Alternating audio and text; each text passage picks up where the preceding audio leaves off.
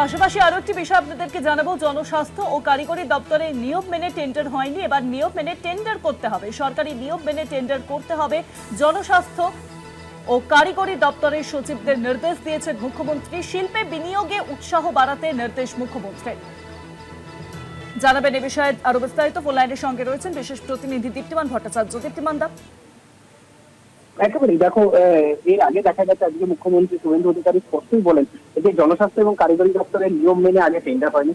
এই ক্ষেত্রে কিন্তু যাতে সব টেন্ডার সঠিকভাবে হয় এবং ঠিকভাবে যেন সবাই এই সুযোগ সুবিধা পান এবং টেন্ডারিং প্রসেসটা যেন স্মুথ হয়, সেই বিষয়টার উপর নজর দিতে হবে এবং নিয়ম মেনেই এবং যা যা করণীয় সেই রুলস মেনেই যেন এই টেন্ডারিং প্রক্রিয়া চলে। শুভাঙ্গী, ধন্যবাদ তোমায়। দীপ্তিমান দা ফোন লাইনের সঙ্গে ছিলেন বিশেষ প্রতিনিধি দীপ্তিমান ভট্টাচার্য।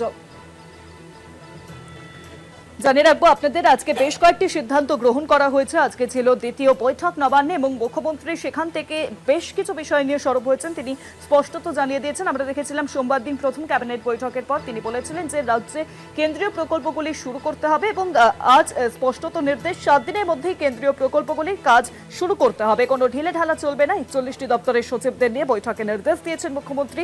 1 মাসের মধ্যেই বিভিন্ন দপ্তরে বাজেট প্রস্তুত করতে হবে, বৈঠকে নির্দেশ মুখ্যমন্ত্রী। পাশাপাশি আরো একটি বিষয়,